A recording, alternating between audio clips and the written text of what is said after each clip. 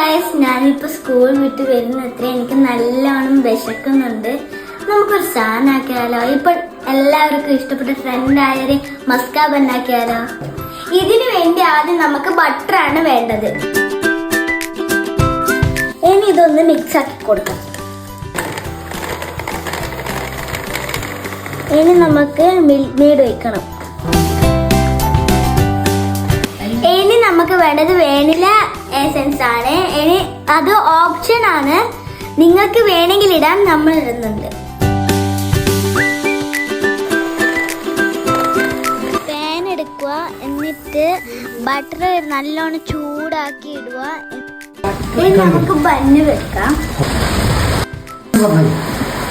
ബന്ന് റെഡിയായിട്ട് ഇനി നമുക്ക് ബണ്ണിൽ ക്രീം നിറച്ചു കൊടുക്കണം.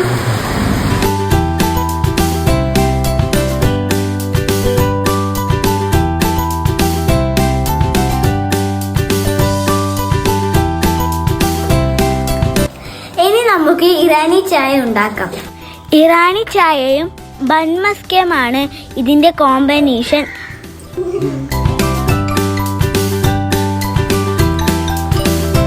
നമ്മുടെ സാധനം റെഡി ആയിട്ടുണ്ട്.